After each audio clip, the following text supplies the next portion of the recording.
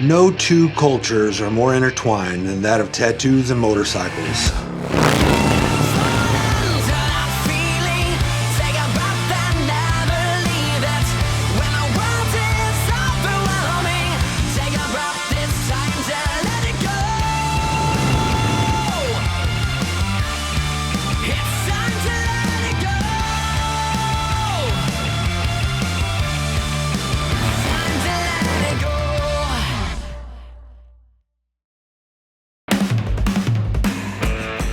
Today we are visiting 3 shops in Tampa, Miami, and Key Largo, Florida, which is the longest trip on our journey. But this one's got me nervous, you know? This is a long one. I noticed that I was starting to leak out some oil out the bottom breather tube of my motor. We'll get this thing fixed on the next stop and I'll get back on it. We have an extra bike and I'm gonna ride it. Well, that's fine because I get to ride a stock bike. How about that? It's actually a good thing that Denny actually ended up leaving, so he had a spare bike. No, it didn't bother me. Like I said, after meeting Spacey, he can use my bike, he can drive my car, stay at my house. As long as he stays off my old lady, we're good. When we arrive in Tampa, it's too late in the evening to meet up with Jeremiah McCabe, and he restructured his next day's schedule so that he could tattoo us in the morning. I know Jeremiah McCabe. I met him years ago at a convention here in St. Louis. I love his style. It's a cross between comic book illustration and new school. He's just killing it, you know? He's one of the best new school artists out there.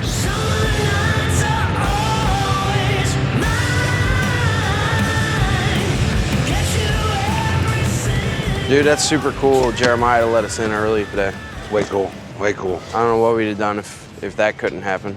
We wouldn't have got tattooed today. Right. Or you wouldn't have got tattooed tonight. Right. How's Denny's bike holding up for you, bud? I'm really enjoying riding that, man. Yeah? I'm got to trade my bike in if someone take it. I decided at that point that I'm gonna get me one of those bikes. Shit, I could have rode 1,000 more miles on that thing. Secretively, he would have finished the trip on Denny's bike if he could have. Oh, Dave. How's it going, brother? Good, man. How are you doing? Good. How you been? I'm Robbie, man. Robbie, nice to meet you, bro. It's an honor to meet you, man. Nice to meet you. Nice to meet you, sir. Red Dog. Red Dog, good to meet you. You got us fresh. Yeah, I bet. Nice and early. Thank you so much for doing that, man. I You're very appreciate it, welcome. bro. It's a cool shop. It's Very cool. Yeah, we try to keep a little fancy.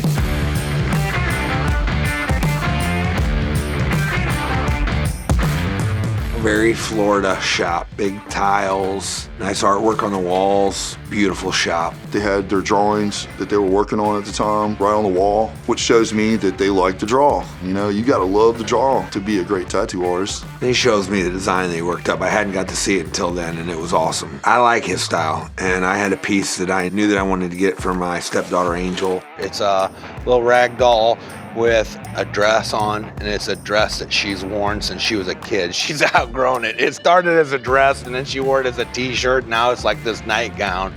All right, Dave, you ready? I'm ready. Let's go. He started off with a mag. It's definitely a piece that's gonna have an outline, and he starts coloring with the mag, and he's like, am I confusing you? I didn't see that coming, did you? No, I didn't. I actually watched you dip that in. I was like, huh. Like to save much of my outlining to the end as possible. So that way I only outline what actually needs to be outlined. Wow. Yeah, basically I try to make a Pixar, cartoon on your skin. Try and approach it almost like you're doing a portrait almost. Right. I remember when New School became New School. No one really took it as a serious art form for tattooing. It was like, oh, that's just a fad, man. It's not. It's really grown into one of the main styles of tattooing. What attracted you to the new school style? Honestly, it's kind of when I was growing up, that's all I drew was like comic books and that kind of stuff. And then when I started tattooing, guys like Jimmy Litwalk, Cap Bianco, Savaro, those guys were huge, and I've loved it. So, who owns the shop? Oh, Litos is the owner. Litos. Gotcha. Or as everybody likes to call him, Lito. Nobody ever really remembers the S. Yeah, he started tattooing when he was 12 in Brazil. Wow. Oh yeah, he's quite an amazing artist. I got to meet Litos. He's a legend in the industry. One of the main reasons why I'm actually here, I wanted to go someplace where I wasn't the best artist in the shop, and I had a good opportunity to learn from somebody that knew more about the industry and artistry of it than I did. Can't stay stagnant. You gotta keep moving. That's why I don't get tattooed at the convention in St. Louis. I just go there to watch, talk to, and learn from people, that are better than me. So you're gonna get better.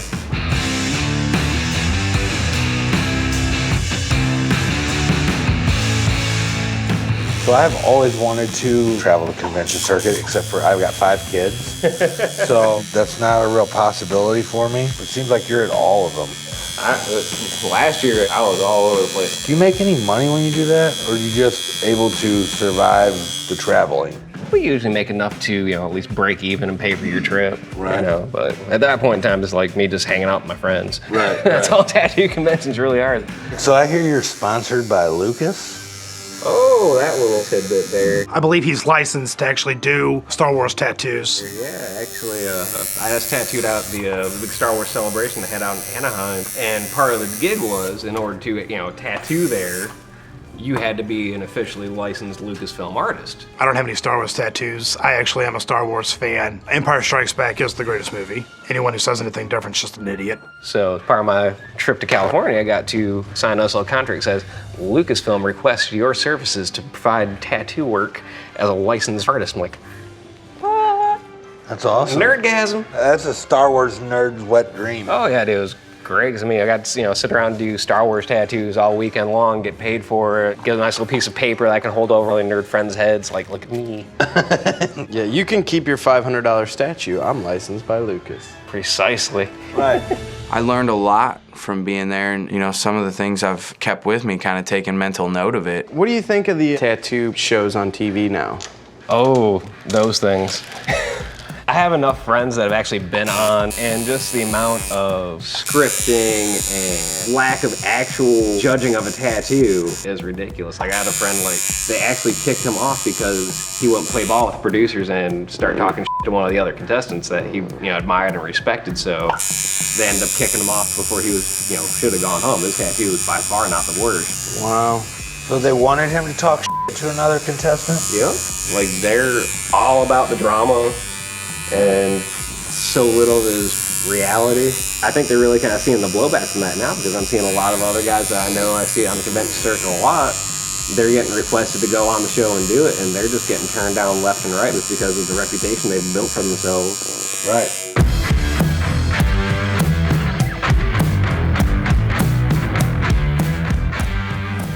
Come here and check and see how it's going with you. Right on. How's it going, homie? Hey now, how's it going? Oh, just putting some paint on Dave. It's a lot different from messing around with old Gabe, huh? I love Gabe though, man. I've seen a couple sleeves that he did in there live in person, and the color is more vibrant than I've ever seen personally. Wow. I got a lake sleeve I'm working on tomorrow. It's actually going to be our second to last appointment. I think we're close to 60 hours on it. But the process of going through and just kind of building those layers of color up over that amount of time, it's just jumping off the line. Right. What's the fastest way to get to Key Largo from here? Most efficient way I know is going to be just taking a straight shot down 75, and then you're going to cross over Alligator Alley. Then once you come out of Naples, then you'll start seeing signs for the Keys from there. So what's the state law for picking up a dead alligator on the side of the road? Just let it sit there until it's gone, or?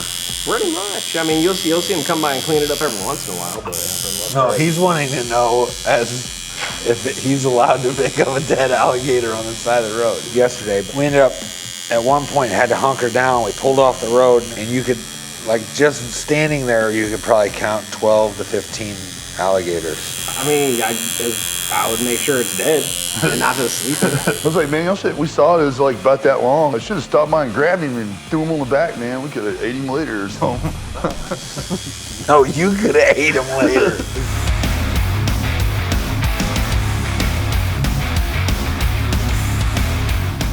Well, Dave, I think I'm done hurting you. Wow, man, that is wonderful. Well, thank you, sir.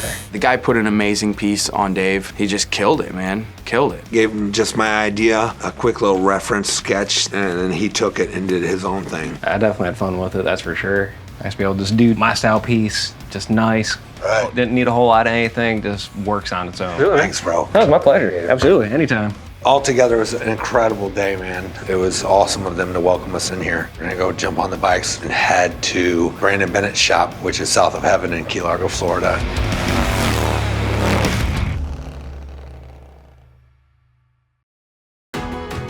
I have a wide variety of reasons to use Jeff Gardner, and when I bring my clients to Jeff, it's simpler They don't have any of the headaches. They don't have to worry about commissions.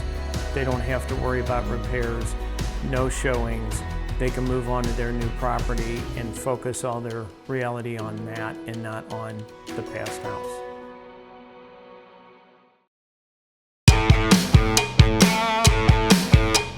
On our way to Key Largo, we had a rare opportunity to stop in Miami to meet legendary bike builder Warren Lane. I've always followed the motorcycle industry, and Warren Lane, he's a name in the industry. So if you're into basketball, you know who Michael Jordan is. You're into motorcycles, you know who Warren Lane is. His motorcycles, to put it simply, are a work of art. He's got a really clean, solid chopper style. I'm excited to meet him, see his shop, talk to him.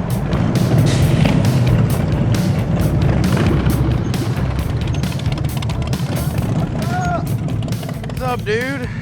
You made it. Yeah. How's the ride? Seeing Jeff is awesome. He's a buddy of mine. He's a real estate guy. He's up here. We've been friends for a while. So he got to go in there. And for anybody that's into motorcycles, that's an experience. What's up, man? What's going on, guys? How you doing, man? How you doing, man?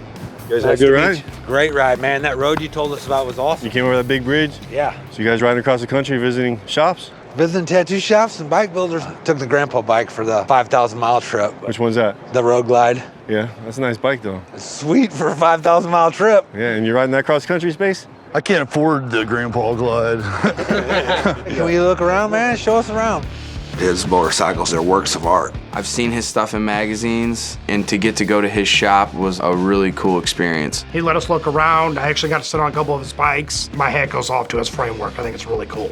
Oh, wow. That's the one I was telling you about. They paid me to bring it to New York City Fashion Week. It was up on Times Square, up on the electric billboard. I built it for somebody else, and that's just an idea I always had. You know, it's FTP, so it's a parody of STP, and then it's the metal flake instead of just the orange. And then the 43 is just something I had in my mind. Nobody else could see it. I was super thrilled to actually get to see how Warren works. That guy is a tremendous bike builder. It seems like bike builders nowadays are going back to knuckles and shovels and whatever. Is it just the Evo's not cool? You know, I always liked old stuff. I've never had new bikes. You know, all that chopper stuff is cool, but it has to be Harley-Davidson or else they don't want it. You know, you can have the intrinsic value of the Harley-Davidson, then you have the extrinsic value of the chopper that's added, but I think at the base, you have to have the brand name. He had this cool 1913 Harley-Davidson. Harley-Davidson was established in 1903, so that would mean that bike's 10 years into the business. Awesome. This is all original paint. The guy that I bought it from, his dad was friends with the family of the original owner, and he bought it from the original owner's family, so that's why all this stuff is in such good condition. And he's like, let's go out in the parking lot. You can take it for a ride. If it handled just like a normal motorcycle, I would have hopped on that thing, no problem. But this thing's got a clutch that you operate with your hand. It's got a throttle that you operate with your hand. So you've got to either pull in the clutch to slow down or slow down here. I think Warren got a little nervous when Spacey took it around the building. I couldn't stop it, man. But I went around the corner anyway. I know Dave's probably on the other side thinking he's gonna hear his big crash or something over there. My butthole was puckered so tight, you couldn't have stuck a greased toothpick in there. I was just waiting for him to lay that thing down and do $250,000 worth of damage. When he came around that corner, I was so happy. I'd never been so happy to see Spacey. Thanks for letting me ride that. Pretty awesome. I was just hoping Warren would ask me, because I would have been on that thing in a heartbeat. You know, talking about there's no brakes and it's a sketchy bike, I don't care. You're never going to get that opportunity again. You never will. So what'd you think about riding that bike? I was kind of sketchy at first. You were sketchy in the end, too. No, man, it's like that. When I first got it, I bought it from the guy, and he's zipping all around the parking lot. Yeah. But then once you get used to it, it's just, you got to plan your accidents, like, way ahead of them. You got to see what you're going to get. Man. So 6 years ago, we did a customer appreciation party out in our parking lot. We tattooed on a couple bands, so we had them come and play on a flatbed trailer. We just barbecued. We did it on like 2 weeks' notice, and like 400 or 500 people showed up. It's grown over the years to where now we had to rent out the fairgrounds. We have over 10,000 people show up. Really? Yeah. And What's the name of the event? Ink Spot Block Party. It's just like a motorcycle music, tattoo. It's just a big festival, man. There's no rules. The cops are like, dude, this is awesome. I never thought that rock music, tattoos, and bikers would be able to get along. Yeah. But at the end of this journey, that's what we're going to arrive home to. My whole point, there's a connection between tattoos, motorcycles, and music. So what do you think the connection is? I mean, do you think it's just probably just a bunch of people that want to do what they want to do and don't want people telling them what to do? like a you to this industry? I don't know, not necessarily like you, but it's just like, I want to do what I want to do, period. Right. You know, that's why I don't work for nobody, because you work for them for a little bit and then you try to make things better and they don't want you to do that. They just want you to do what they want you to do. Right. But this, I can honestly, I can make a motorcycle like that. All I have to do is sit down and do it. I don't have to try. It just Comes to you. This is my gift. Well, I think that what's exciting about this whole adventure, we have met nothing but super cool people. Yeah, everybody's just regular people, you know, like doing what they want to do. I think there's even more something special with bikers, tattoo artists, or people covered in tattoos. I think there's a genuineness to them. I think it's like the real middle America, you know? Like the media tells you the world's one way. In reality, it's not.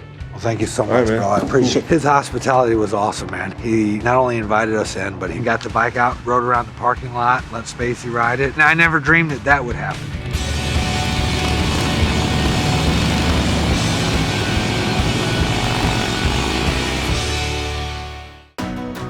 I can see when I go into a client's house if I need to bring a company like Starting Point in, and I'll call Jeff and say, hey, you know, I got a property over here. They don't want to make any repairs. They don't have either the ability, or it's a death, or it's a divorce. He is there to get a job done and get it done the best way for everyone. And that's how people keep coming back to him.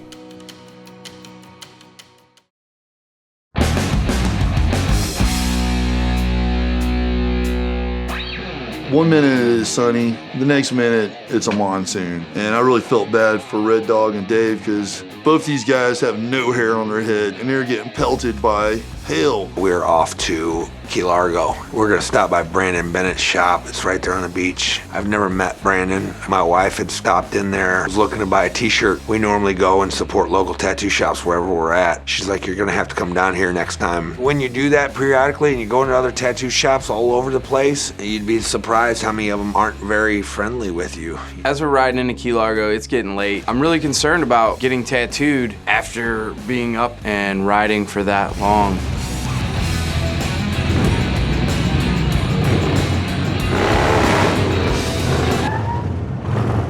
My bad. Hey, we made it this far without hitting each other. We are officially in the Keys. Key Largo. I think that Spacey's new official nickname is the Rain Giver. Man, I don't know any rain dances or any of that shit, man. That's the thing, you don't know any. You need to learn one to dry shit up. You're a fucking farmer's best friend. What's up? How are you? What's going on, man? How's it going, man? What's going on, partner? Yeah, bring it in, bring it in. Good to see you, man. Yeah, absolutely. I'm Robbie, man. It's good to meet you, man. bro. Yeah, absolutely. Red Dog will probably take a nap in your tattoo shop. There's a couch right there. Make yourself comfortable. Don't tell him that. For real, make yourself comfortable. It's late.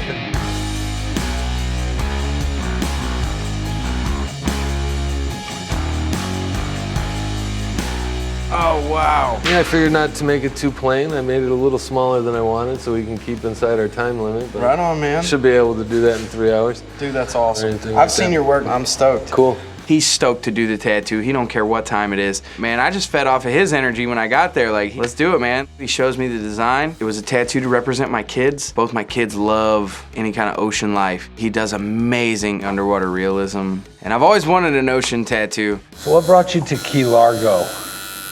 The weather brought me to Key Largo. Did you know anybody? I did not. Well, I moved from Chicago. I originally moved to Fort Lauderdale and then found my way down to Key Largo. The vibe, relaxing, island life, get to do cool tattoos. You know, tattoos are specific too to where you're from. Like, you could be in a place that the tattoos all suck. Right. A lot of cool tattoos to do here too. Yeah, a lot of ocean life. That's a good benefit of being down here. Where'd you come up with the name South of Heaven? From the Slayer album, South of Heaven. Yeah? Yeah. Thought it would be a good name for a shop. Yeah.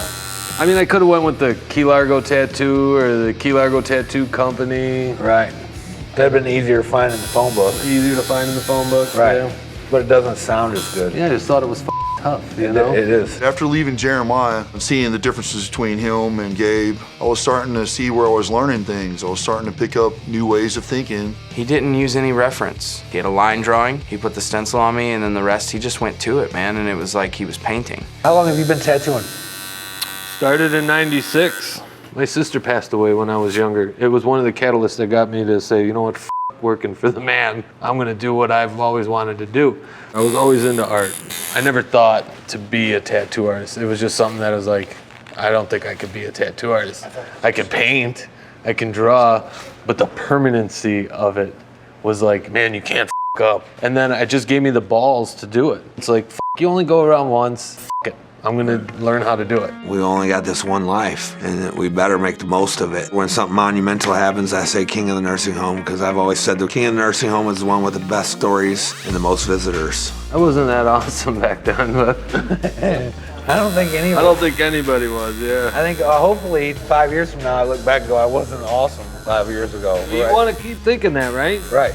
Right now I've hit a point where I feel like I understand tattooing and I know where my limits are and I can execute good tattoos today. But there's still a growth process. It better not stop. Right. You know, that's the worst thing for an artist, is to just, once everything is always looking the same, and hopefully you go back even 2 years from now and you're looking at your shit now and you're like, man, that sucks. I hope the same for me. No offense. No, but I hope I look at this shit a couple years from now and go, man, look at what I'm doing now.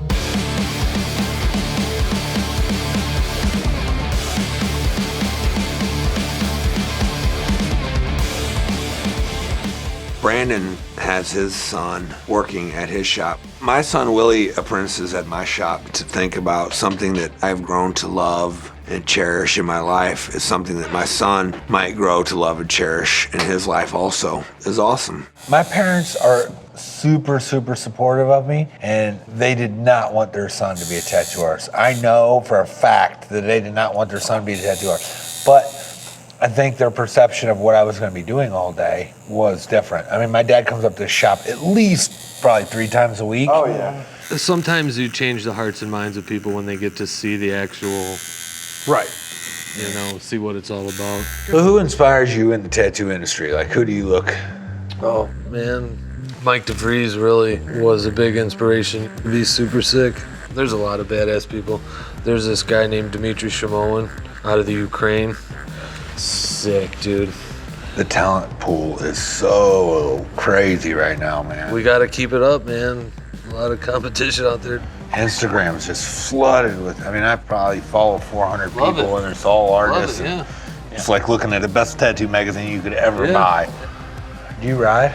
I do ride. Yeah? I don't ride nearly enough anymore. I've been riding for so long, and when I first moved down here, that's all I did was ride everywhere. Got a new car. I know it sounds stupid. But you got a nice car. I've been enjoying the air conditioner. I've been enjoying drinking my sweet tea, combing my fucking hair. Normally it's the helmet, the leathers. I'm on the fucking bike. Helmet? You're in Florida. I know it sounds funny, but when I was in Illinois, I didn't really ride with a helmet. And here, the sand, plus the crotch rocket. We've got feet. Yeah, it's just like always something hitting your face. I rode for the first time on this trip with a full face helmet when it rained. So I knew that we had deadlines to hit, and Yeah, it you was didn't want raining. anything slowing you down. Right, so I brought a full face helmet. But wearing that helmet gave me a false sense of security. It's like you're not riding a motorcycle. More like an isolation thing. Yeah, there's something. I've learned to enjoy the strange quiet that happens inside a helmet. You know? Yeah, and then you often start going, making weird sounds and hearing the echo. And like, no, I'm sure other people definitely do that.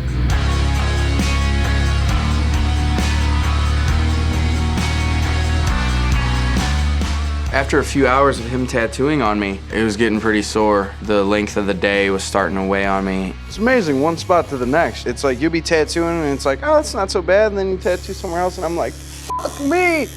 Pain is always so worth it in a tattoo. While you're going through it, you're like, why do we do this to ourselves? And then when it's finished, you're like, oh, that was so fucking worth it. Somebody discovered that not every tattoo shop is as vulgar as ours. And some are actually pretty professional, but there's no filter in our shop, and we discuss about everything. Same here. Okay. That's why we got into this job, so we don't have to be politically correct. The atmosphere looks good, it's clean, it's friendly, but like sex happens. We talk about it. We talk about farting, shitting. I noticed you have a fishbowl full of rubbers in your bathroom. There's a fishbowl full of rubbers. You gotta practice safe sex here in the Keys.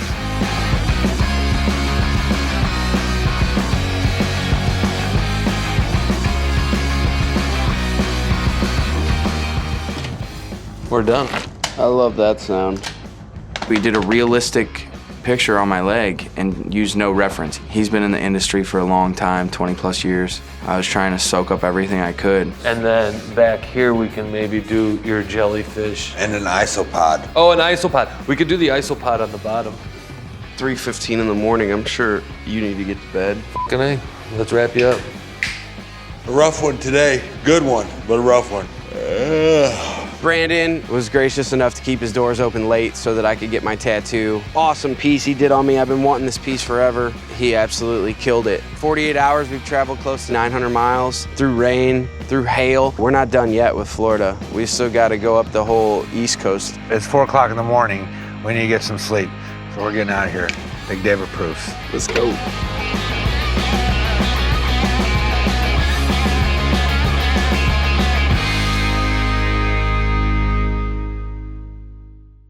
Hey, this is Big Dave. If you want to stay in touch, make sure to hit the like and subscribe button for all new content.